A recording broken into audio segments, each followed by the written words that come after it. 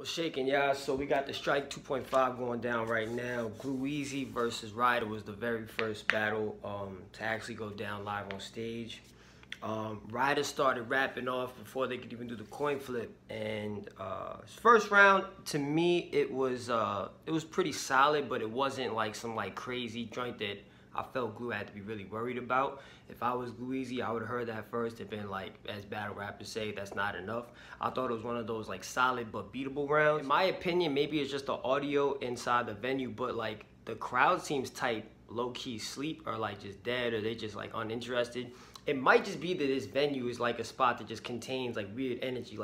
I've been to a bunch of Smack events, and there was a couple of spots that they went to where the battle was fire, but just there's an awkward, weird, it's not even the crowd, it's just an energy. I don't know, it's all some extra Zodiac style stuff, but yeah, I don't know, the crowd is super laid back. Maybe it's just because it's the first battle, so they have yet to really get that charged up and just turned up and everything. Glue went off. First off, he had a very fire Smack URL jacket. That jacket was stupid crack. To me, Glue Easy was pretty much cooking throughout round one. He started off real consistent, taking shots about, Cave Gang, a whole bunch of different stuff. He was actually kind of ripping the Goonies apart throughout the entire battle, which I thought was an interesting angle. He was sending shots at Ryder, at New Jersey Twerk, at Jackboy Maine, at Mac. It was the whole Goonie squad. He was just clowning them. He's like, what are we doing? We chill. It's fake. Long story short, I had Glue winning the first round, in my opinion, kind of clearly. Second round, Ryder turned up the energy a lot more. He came out rapping kind of a little bit faster and just high energy from start to finish. Ryder was clowning on Glue for pretty much being physically unattractive, and how any shorty that wants to hook up with the Goonies and then they see Glue Easy, they're gonna be like, damn, they aren't taking one for the team. That was pretty funny. The brick upon bricks for me was in Glue's second round.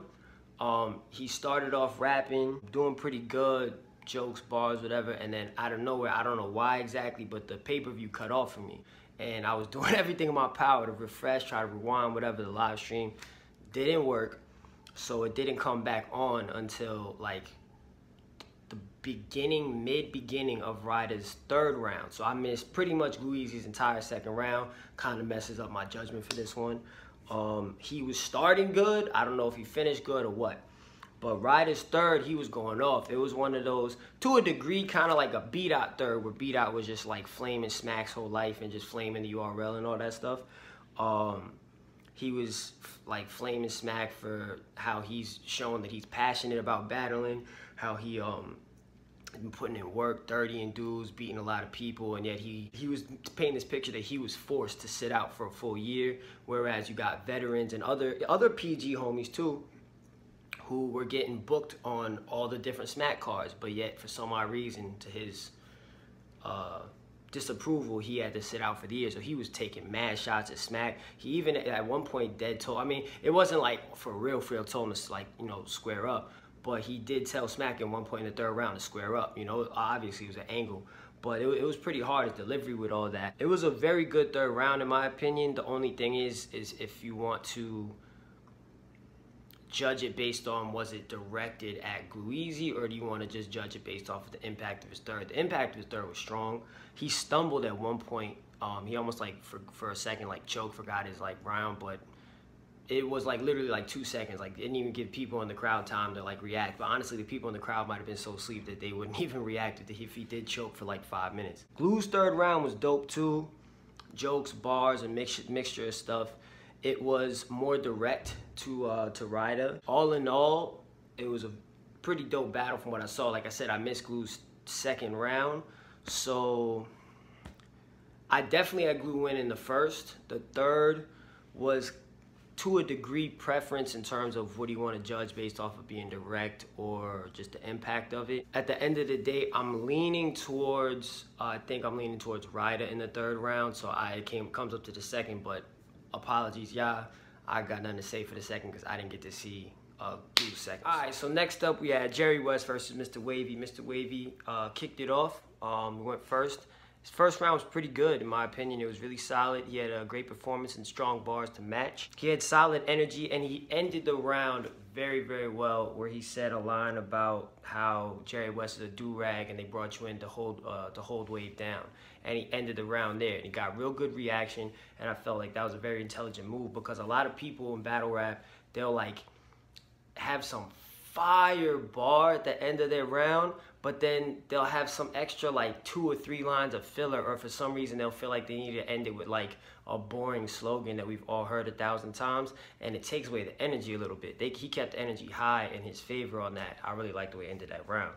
But Jerry West, my personal opinion, I think that Jerry West took the first round.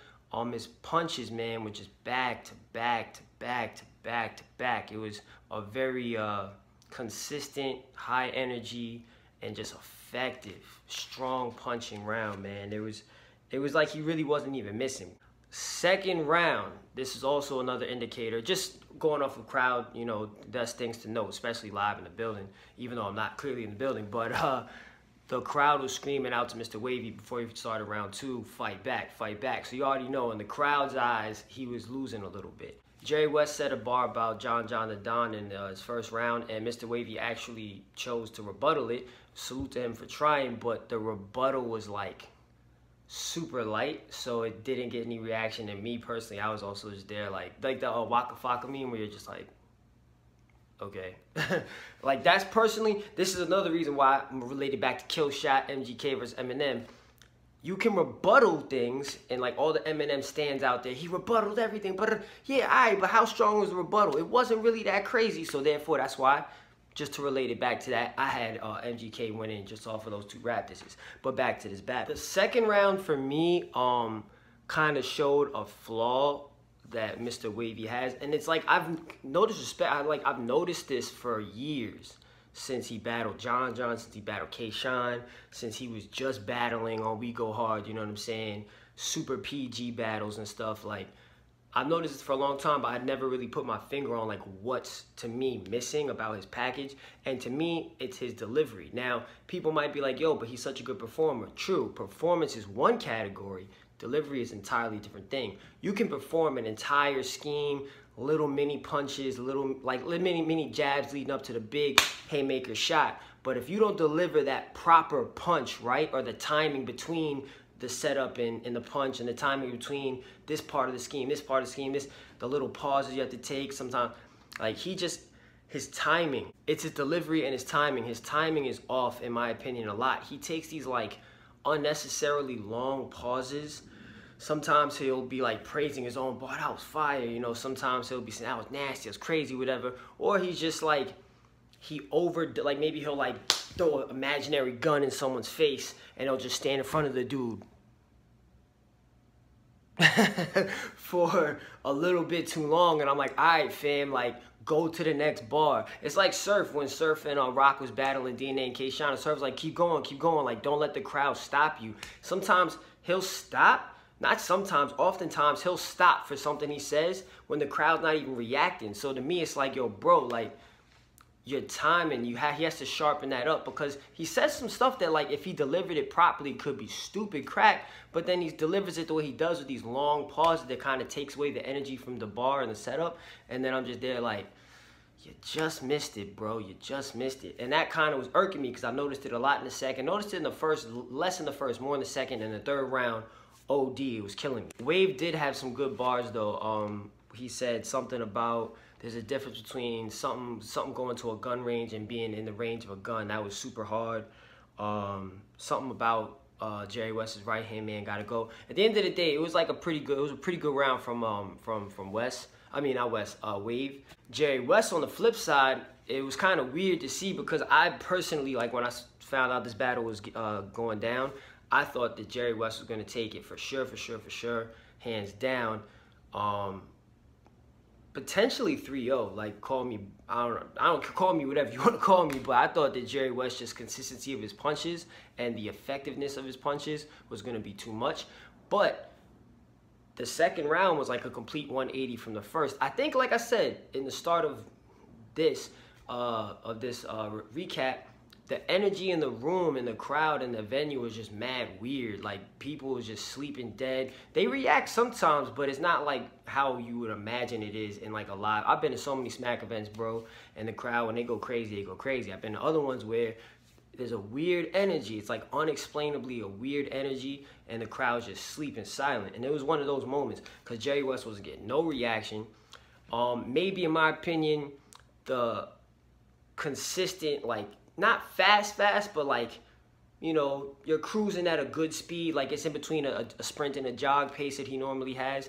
I think he could have slowed it down. That would have been a smart move. But at the end of the day, he really didn't have anything too effective in the second round. So with that being said, Wavy got the second round for sure. Round 3, I have it pretty much tied up 1-1 by this point. The third round for Wave goes into what I said about his second round, where he just he has too many long pauses and like awkward timing of his delivery. And he had like schemes and like setups that was taking a long time to get to the punch too. And then, like I said, even after he would punch or right before the punch, he would just take a longer pause than necessary to say the punch, and then it would take away the effectiveness. Meanwhile, he'd be there doing no grease to Cortez, but he'd pulling the Cortez. That was nasty. That was crazy. That was, oh, what? Y'all kidding me? If they didn't react, y'all kidding me? You know, he didn't do that a lot, but at the same time, he still did do it at times, and I was just there, like, watching, like, damn, bro, like, if only he just polished his timing.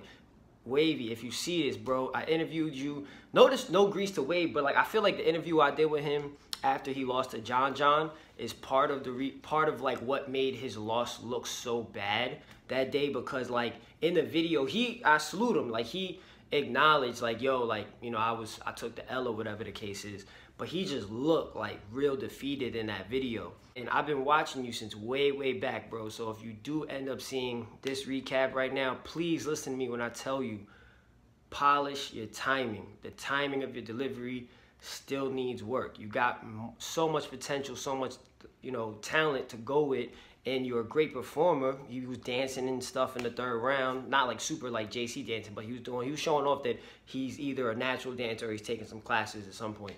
But you got skills, bro, but you just gotta polish the timing. Jerry West in the third, he started off first bar with a shot at John the Don, set the crowd up with some good energy, got a good amount of reaction from that. And that just kind of put him in a good position coming off of a really tough fought second round, if you ask me. He had pretty much like good bars and pretty good performance throughout the entire third round. He had this one bar about like the Pink Ranger from Power Ranger that was fire, super fire. He also had a Dragon Ball Z scheme leading into like a hard punch as well. That was dope. Got received very well by the crowd. Everyone, yo, you know what's funny? I remember when I was in middle school and this one dude was trying to clown on me one day. He was like, yo, you out here, why you watch anime? You watch cartoons? What's that Dragon Ball Z? Get out of here, Dad. Are you trying to like slay me because I watch Dragon Ball Z? And I'm like, yo, bruh, like, who doesn't watch Dragon Ball Z, fam? Like, I don't care if you a Stone Cold Killer. I don't care if you just came home from, you know, doing a bid for fucking having a hammer, for letting off the gun, like, you know what I'm saying? Everyone watches or watched Dragon Ball Z because that shit was crack. Stop fronting on it. And the Dragon Ball Z bars have been used throughout battle rap. Jerry West also had a really dope Daredevil bar. He had some dope bars and it was pretty consistent throughout the third round. Even though I predicted Jerry West to win, if you ask me, I do think that he did actually pull it off 2-1. So it was a solid performance from Wavy. He didn't get killed or anything like that. Please, I hope that he doesn't like end up going under a rock like he did after John. I think he did very well. And it's probably a battle that people are going to debate. Wavy fans going to say Wavy won. Jerry West fans going to say Jerry won. I think that Jerry deserves a bigger name after this because he's been coming up gradually. And I think it's about time that Smack and him try to, you know, have him take off. And I'd like to see Wavy come back and battle some bigger names too. But salute to both of them. Fun battle. JC versus B-Dot. I'm going to throw out the word classic. If not classic, then at the very least, it was a very impressive battle from both. They both brought the best of the best when it comes to their pen. And they went back and forth. Ain't nobody slacking this one. It was fire.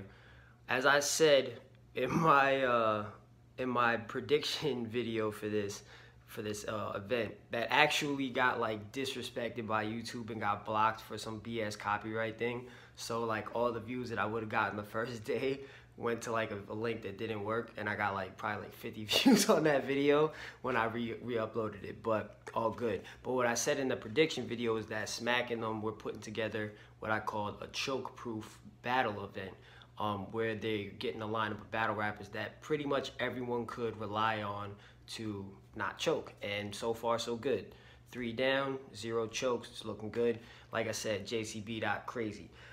B-Dot started rapping, getting at JC for wanting Lux fresh out the gate, checking JC for being, you know, not believable in his raps. There's a lot of people have done before, basically because of his small stature and appearance. B-Dot's first round was not light at all. It was a very, very good round. However, this was one of those JC performances, pretty much like Rum Nitty and many others, where no matter how sharp his opponent's been, JC was just, to me at least, and I think to the crowd as well, just on another level. It's just like no matter how good your opponent comes, it's just one step ahead.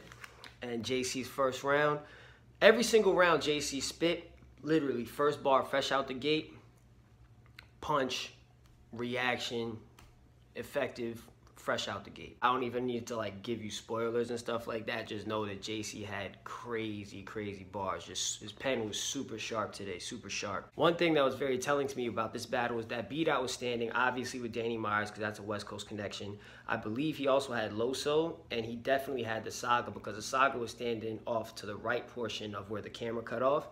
And one thing that I watched throughout the entire battle was Saga's reaction to basically everything JC said. Like, you know, when people supposed to be standing on, even Danny Myers, you can see Danny Myers' face at times like, damn, like you look stressed. And people standing on your side are supposed to at least try to POP, hold it down, you know, just with the stone face.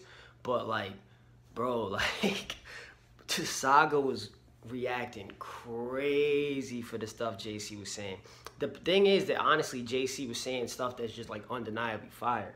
B-Dot had some minor mic issues to start the second round. He had a bunch of solid bars, one about something with guns, holding a bunch of arms like a Hindu, all this other stuff. But he got at JC for like having too many personalities and like fake personalities in battle rap, and trying to like suppress his true core of being a dancer. And he was like saying something about how he wants people to forget so hard his past as a dancer that he doesn't even give performance now when he battles, which was really fire the way he delivered it. But it is kind of funny like hearing B-Dot talk about, oh, like you have too many personalities or you're trying to hide your true self, when JC pretty much G-checked him for that in the third round, and in other parts, at various parts during round 1 and 2, where he was like, bro, like you're over here talking about blood this, Pyro that, Suwoo and all that, and then at the very end of your battle, you want to just talk religious and black history and black power stuff. So it was kind of funny hearing that.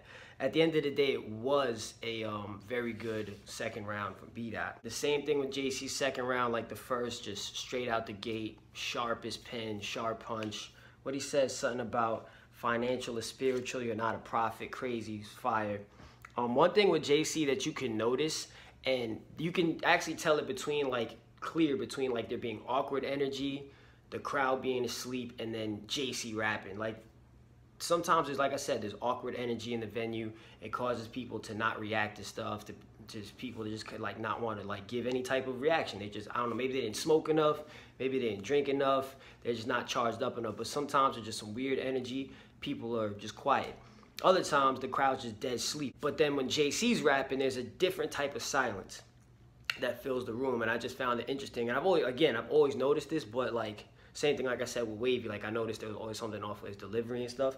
But JC, I've always noticed that like the silence that fills the room is a different type of silence, where it's like a respected silence. It's just a silence where everyone is just sitting there, ears super open and tuned in and just trying to catch everything he says. So like he'll get like low reaction, silence. Low reaction, big reaction, low reaction, big reaction, silence.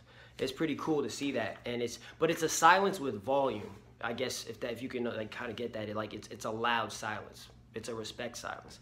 But yeah, JC, my opinion again, sharp pen, got at B-Dot, and he took round 2. B-Dot's round 3 was cool. He did switch over to the Black Power, educational, religious B-Dot, the conscious rap, blah, blah, blah, blah, blah, I understand life, you're living wrong type of B-Dot. One angle that I thought was cool with that B-Dot took was he was trying to break down the history between the Vice Lords, Gangster Disciples, and like all this other gang stuff.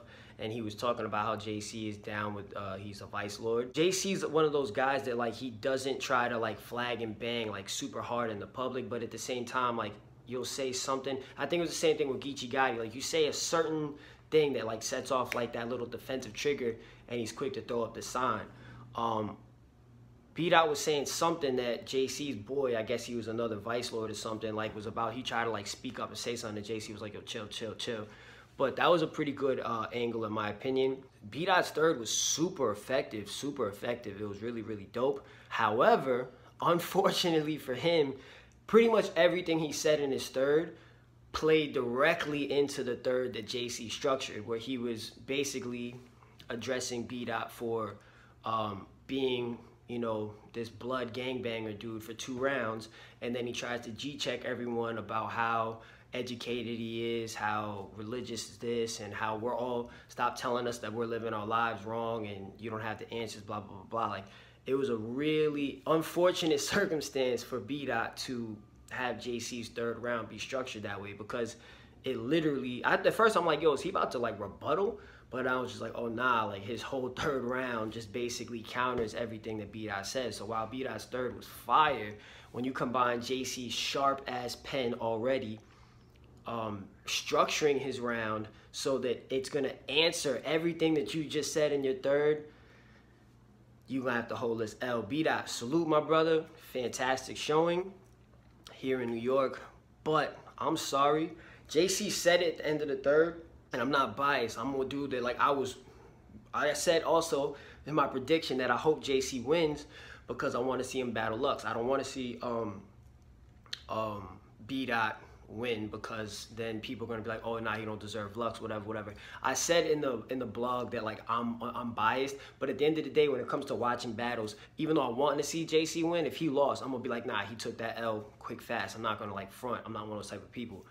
But at the end of the day, JC, in my opinion, got the 30 piece. So I want to see JC now battle Loaded Lux.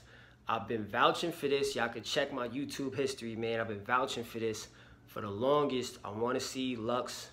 You know JC's pen is stupid. Because I got a point to make too. Every time I'm up, you know what I'm saying? As far as allowing for you to know I'm still starving, I'm still hungry, because I love the craft that much. And he's a pen that I definitely respect as far as the new breed is concerned. So he can definitely get that. It just got to also, you know what I mean, deal in my focus and different things. I'm not going to cheat the people, you know what I mean? I definitely want to see this. And he's definitely worthy, you know, as far as his pen is concerned. Now, as far as status and different things that he's done for the culture in a whole, that's something else. You know what I mean? So that's where you get that thing, is JC ready for a Lux, because they going off of that. You know, we done worked in that ring, outside of that ring. We done did a lot for the sport, the culture. You know what I'm saying? But as far as just pins is concerned, he's definitely, you know what I mean, I'll give him his shot. Like, he's healthy in that regard. If JC comes versus Lux with this type of pen he had tonight, or the type of pen he had versus Rum Nitty, like real rap, I think that JC could, I'm not gonna say smoke Lux, but he could, that's a strong statement. But I think that if JC comes to the type of pen tonight that he had versus B-Dot, whenever, I'm gonna say whenever, because I think he will battle Lux. Facts! I think he has a high, very, very, very high chance of beating Lux. Facts! I doubt that! And potentially pretty clearly. I said that! One of the main things about the end result of the JC versus B-Dot battle is that nobody truly loses, you know, in the big picture. At the end of the day, whether you have JC 3-0, whether you have B-Dot 3-0, 2-1 either way, whatever, it doesn't matter. No one's really gonna take like a hit in terms of their name and the value of their name dropping down a couple levels. It's not like you can tell that someone was spitting rounds and it was just like super lackluster. The prep time probably was like 2 days before the battle. They agreed to 3-minute time limits and they only spitting for 2 minutes and 20 seconds. It wasn't one of those types of things, or they just flat out choked. It was one of those things where they both did phenomenal.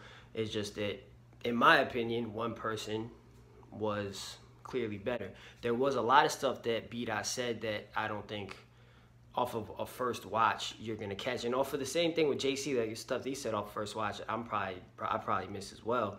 But JC was more, in my opinion, just clearly effective with his punches. So that off of my first watch judgment, I'm gonna have to say JC, but no one stock dropped off of this battle at all. Sean versus Av was next up. I thought that they were gonna put DNA versus Danny Myers before Sean and Av. I thought that based off of the face-off was definitely gonna be like the co-main event, but all good. Sean versus Av.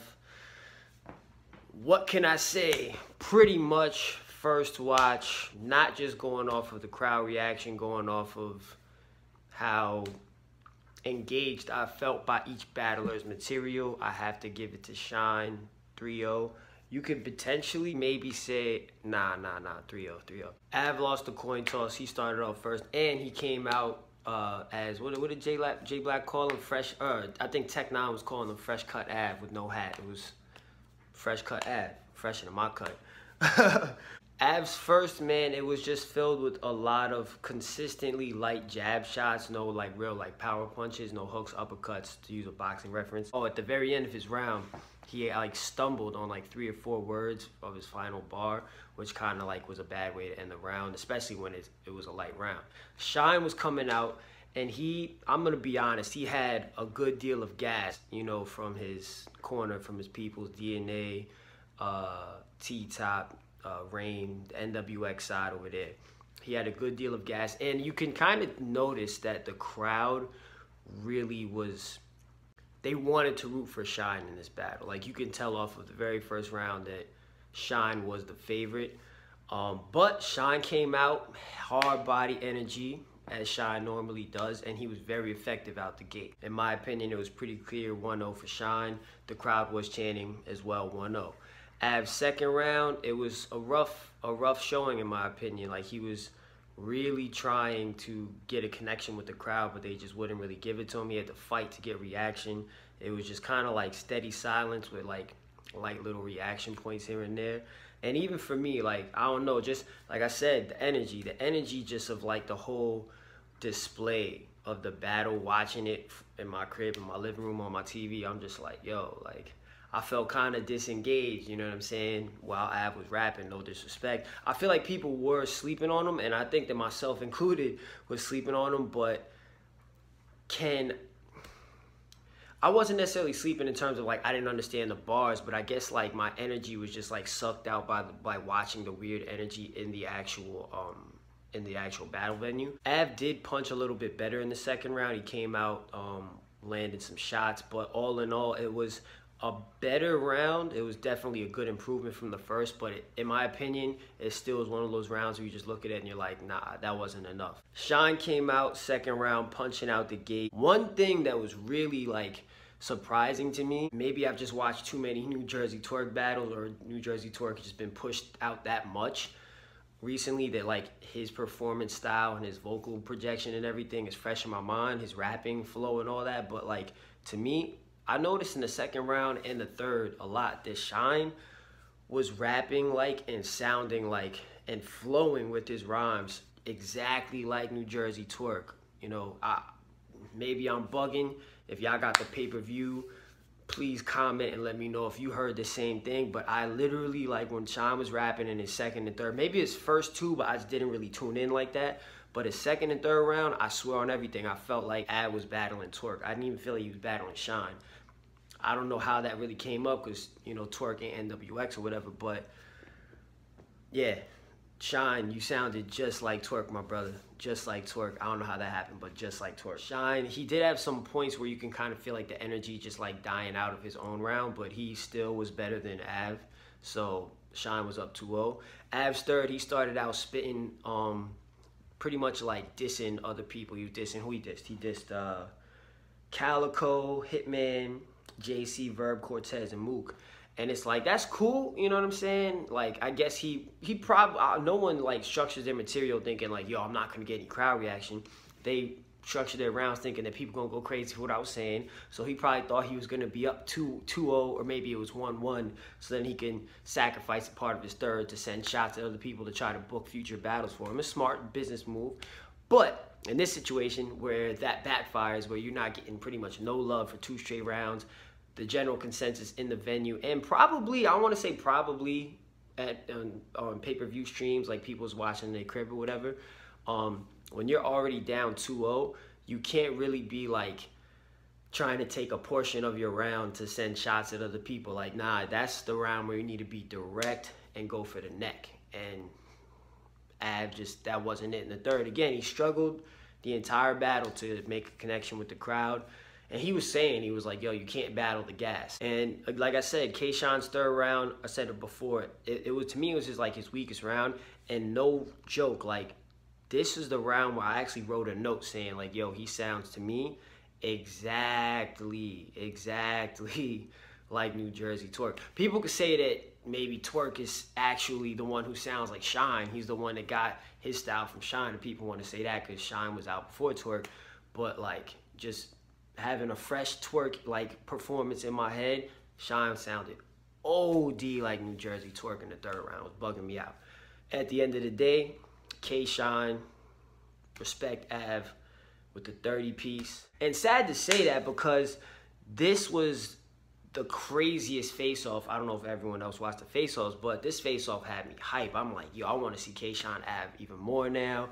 They about to fight. Like, it was crazy. It actually reminded me of when I when I did an interview, a face-off. Me and Vlad TV, we actually started doing face-offs years ago, like 2012, 13.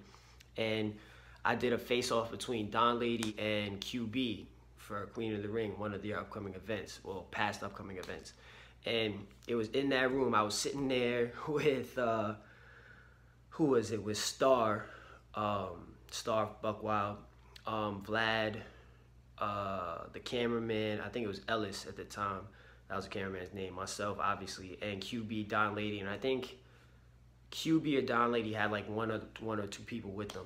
But they was in that room, in the office room, like the media room, or in the office building, going ham, screaming as loud as they could, trying to like about to kill each other. You gotta think about it. We on 34th, back in the day, they don't work there no more, but we were on 34th between 5th and Madison Ave. Middle of the day, it's like 2 p.m., bro, in an office building shared by a bajillion different businesses. So this is a corporate kind of spot. We were the only like hip hop urban entity. We the people that would walk up in there with flip-flops and socks and sweatpants, hoodies, you know, going to work and typing all day. Everyone else is walking in the building in suit and ties. So you got to imagine, like, people hearing people barking like that midday was crazy. I thought we were about to get kicked out the building, to be honest with you. But that's how their face-off between K-Shon and Av sounded. It just sounded like they was about to kill each other in this battle. And it's not that Av dropped the ball, you know what I'm saying? The battle just turned out to be lackluster because the crowd didn't gravitate towards anything that Av was saying. Like I said, I think that the crowd predetermined. They just wanted K-Shon to win. Maybe it was a New York bias type of thing. I don't know. But it kind of sucks that the face-off, honestly, the face-off 3-0 the battle. The face-off won 3-0. Ichigati versus T-Top. That was a great main event battle. It turned out to be, in my opinion, highly debatable. It's hard for me to give a clear winner and a loser because they both just fought that well. They both fought back that well. Geechee, in my opinion, came out and he was losing in the first. Hands down losing in the first. He had a good first round, but he did have like dry spots. And something I noticed, I think it was by the third round, is that to me at least, like, Geechee was coming out a little bit different than like usual. Like, he for the most part is kind of like just quiet. He just be like head down, as everyone says, he be squinting a lot. And B-Dot said that in his battle, but Geechee was like trying to be real aggressive in this one, and kind of like aggressive, like bully to an extent, not on some like trying to push you and whatever, like really son you like that on a disrespectful level. But he was like aggressive. Like, I guess he was just charged up, maybe because he had just gotten gifted with the champion 3-peat ring right before the battle. So maybe he was just feeling like extra motivated, like, I want to get that 4P and I want to get whatever. I forget what Jay Black and Tech said. They was going to give him some money or something like that. Maybe another ring. That ring that he got was fat, man. It looked like a Super Bowl ring, so I would be motivated too. But maybe that kind of threw him off a little bit. His first round, though, to me, like I said, it was good, but I felt as though he kind of struggled at times to, like, connect. And I felt like the extra aggression from him kind of threw off, like, the effectiveness of his material. It was a good round, but I thought it was definitely beatable. And sure enough, T-Top came out wigging. His first round was fire. Performance. If we were going, like, battle of the night based off of, like, or not battle of the night, but, well, you could do battle of the night, but performer or performance of the night, like, JC was talking about how performance is not necessarily about dancing and acting all this stuff out. It's about, like, speaking with conviction and making, you know, people believe that you believe your own lyrics. And to a degree, he's correct about that. But at the same time, if you're talking about all-around performance, dancing, acting, making different voices, different, painting the picture and making the visual of different scenarios, like, come to life on stage, I gotta honestly, like, off of round one, if I could just judge it off of that, round one, like, you got to get performance of the night to T-Top, man. T-Top was going off. He was in his bag. First round was fire. And you could kind of get the vibe that Geechee was, like, silently thinking, like, behind the squint, like, damn, son, this is gonna be a hard fight. You know what I mean? It wasn't gonna be no easy, like, first round knockout, and it definitely wasn't. T-Top also dealt with some mic issues, like his mic wasn't working, the volume. There's been some mic, not like savage, like I've been to other Smack events and there's been bad mic issues. This one, it was just like low audio every once in a while, but it wasn't like crazy bad like it has been in the past for other people. But salute to Geechee. This battle could have very easily been super trash had Geechee not been able to fight back, as people say, fight back, and actually be effective with it. Geechee was super effective fighting back, and he came back in the second, and in my opinion, he clearly took the second round. He had captivated the energy and the attention of the crowd. He was getting crazy reaction. His bars and just, like, the quality of his punches, he was still aggressive, but I think maybe he toned it down a little bit in the second. He just made some type of mental adjustments, physical adjustments with his performance, time and delivery and pacing and everything, that, and, like, maybe his own, like, energy and confidence on the stage. But his second round was like a complete, I'm not gonna say 180 because his first was whack, but it was like a 120. Like, that's 120 not enough. Like a 160. He was like a 160 from his first. Like, he picked it up, and his second round he fought back. Top had a good second round. It was filled with a lot of jokes to me, and it just didn't have, like, that type of, like, punch that his first did and that Geechee did in the second. So Geechee tied it up 1-1. Salute to you for that, because, like I said, it could have easily just gone, you're down 2-0 and then you lose in the battle going into round 3. But he fought back. It was 1-1. And blessed to the fans, the culture won with this one. The third round for Geechee was fire. But then T-Top came back, and he started off real dope in my opinion, because he was addressing people who have that style of back-to-back punching, just back-to-back punching.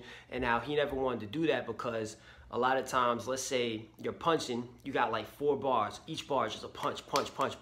And then come your 5th bar, you don't have a punch, or you have a punch, but it doesn't hit.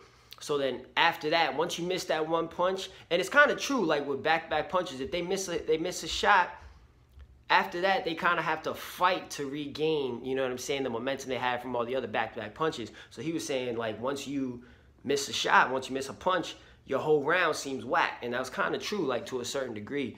But T-Top fought back crazy well. T-Top clearly got the first round. Second round, clearly, to me at least, clearly was Geechee. Third round was a toss-up. So off of first watch, I got to throw it debatable. And with that, I'm going to say, I'm not trying to, like, put Geechee to get, like, some unwarranted money or whatever the case is. But if Champion did want to give him, because he fought back and his performance was fire with the fight back, if they want to give him, like, you know, the 4-peat for the Champion of the night type thing, get him another ring, give him some bread or something, that's perfectly fine in my opinion. Or if they want to give the performance of the night to T-Top, I think that Top performance-wise, complete package of what a performance is, I think you'd have to give it to T-Top for the performance of the night. However, when it comes to win or loss, nobody truly lost. This battle was fire. definitely has crazy replay value. I wouldn't be surprised if this battle for low, like T-Top is a big name now, but he's still like a lower, he's not lower, but he's like a newer big name. So that's what I mean by what I'm saying, like a lower big name. He's not like a OG to battle rap like Lux or Surf or Mook or something like that, who you know, like they battle gonna drop, they gonna get a mill. I could see T-Top and Geechee potentially hitting a mill, at least 500,000, because it has a lot of replay value. And like I said, nobody really lost this battle. Stock rise for both people, and major salute to Geechee for fighting back. All right, last battle of the night was DNA versus Danny Myers, and unfortunately for them, they had to go last. Why do I say unfortunately for them? Because as history would show it, it's pretty hard to be the last battle on a card that has like 6 to 7 different battles, anywhere from 5 and up. That's a lot of battles and a lot of time that people have to stand around on their feet. Like if people actually had seats, it would be so much better. People would probably still be way more in tune with what's going on. But like the option to sit, the option not even being on the table to sit down hurts people's energy, because it's tiring to stand up, man. It really is. And I'm sorry to say, but this was actually if you ask me, the wackest battle. Turned out to be the wackest battle on the card. It was a very lackluster first from both. DNA, even though he had the home court advantage, he wasn't really getting much reaction at all. Queens was pretty silent for DNA up until like the 3rd round. He stuck with the standard. Well, actually it's a new style for DNA. It's not new now, but it's DNA's new style. Back in the day, he used to spit with that old grind time style that he had.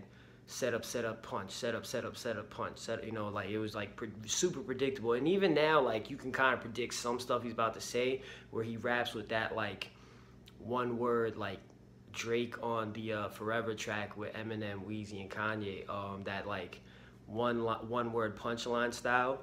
And he kind of got it when he started doing tag teams with K-Shine. K-Shine, like I said, he switched his style up to calling it like it is. He switched his style to New Jersey Twerk. DNA stuck with the old tag team style, and with that, it was very light jabs. Like it was literally just light jabs. It wasn't anything crazy. There was virtually no haymakers until like the 3rd round for DNA, so it was quiet for him. Danny always puts forth 1,000% energy into all the battles he has, every word he spits. But the problem with that is, I've said this for a number of people, not just in this event, but in other events past, that like if you're gonna always be screaming 1,000% energy the entire time, it's kind of as if you're monotoned, but just at like a high volume, high energy pace. Like it's not like you're giving anyone stuff to fluctuate with to set up that energy. It's like you come out the gate, it's not even 0 to 100, 0 to 1,000, and you stay at 1,000. It's just like, sometimes it's just too intense, you know what I mean? And I felt like for a while that Danny Myers needs to switch up his style, start rapping with like softer tones, a softer voice at times, and like slower pace, mix up, going from super energized to just like smooth finesse with his words, because he's always on 1,000, and the delivery, when you're always on 1,000, it just takes away the delivery, because there's nothing to set up that 1,000% delivery. It's just your setup is at 1,000. Your regular words like it's, and, but, and the is on 1,000. So how you gonna really get that charged up reaction from a delivery that matches every word you've been saying before? It plays against them. The first round though, based off of just like lyrical content, dissing each other and stuff, I gave it to Danny, even though he got some crowd reaction, but not too much more. But I gave it to Danny. DNA and Danny second, both to me was like, it wasn't anything really like impressive, no disrespect to them, but it was kind of something that had me tuned out. I do feel like some of what Danny was spitting was underappreciated, but at the end of the day, I think that just goes with his own fault, because he didn't deliver a lot of stuff properly. The battle to me pretty much came down to the 3rd round, and based off of the 3rd round solely, I had to give the battle to DNA. DNA came at Danny with some greasy bars about, you know, Danny's wife being like either currently or at least was addicted to heroin and like coke and all that, like just super hard drugs. And you can tell by like his body language that like what DNA was saying kind of like hurt Danny and like got him a little bit tight. It's pretty much like when DNA battled Disaster on KOTD and Drake was there, and I think it was DNA's first round, and he was saying something that kind of got to Diz, and Diz was like walking up on him like, yeah, okay, yeah, all right, like just kind of like trying to mess with his flow and mess with his concentration. So DNA kind of stepped back and pushed him lightly and was like, yo, back up. Trying to fuck me up when it's dead time. I know Drake's here at the battle, but you ain't gonna get none of his headlines. You ain't gonna be on none of his headlines. Something like that. The headline bar, and everyone went crazy. It was fire. It was like that. Like you can see Danny's physical like demeanor. He started walking like slowly, just inching his way towards DNA, like pretty much blocking DNA, so he had zero space on the on the stage. It was DNA standing next to his man's to his right, and then Danny's pressing up on over here while DNA's rapping. And you're only gonna do that, invade someone's space that hard, when you're getting pissed off about what the other person's saying. He also, I don't know if DNA notices, but like I didn't think he was gonna do anything, but there was times when like Danny Myers' fists were, his hands were down by his waist, but you could see Danny started clenching his fists at one point, like towards the end of what DNA was rapping. Like he was clenching his fist, and then he like kind of like tucked his arms, you know, tucked his fist under his armpits and stuff. But I was watching, I was like, you look salty right now, bro. And I would be mad too if someone's actually shouting me out for having a wife who's like a heroin addict, bro. That's hard stuff to deal with. I don't care if it's battle rap, that's disrespect. And it's a hard truth to swallow. Danny's third was good, but like, he had a hard Eric Garner bar at the end, but it, like I said, man, his delivery just, to me, just kills it. You gotta stop with the bar god, ah! Like you gotta chill with that, bro. You gotta start mixing some good swag or something. Just me personally, preference, like you gotta calm down the energy, bro. Got to. But DNA definitely got that off of the third round alone. Before I finish up, I want to give a major shout out and salute to J Black, Tech-9, and Champion as a whole. They did an amazing job hosting the event. They weren't on it too much. It was more so in the beginning before everything really jumped off. They had that intermission and stuff. I know how it works. Like I said, I've done it myself. But they did a fantastic job, high energy. It was super funny. J Black, Saucy is the man.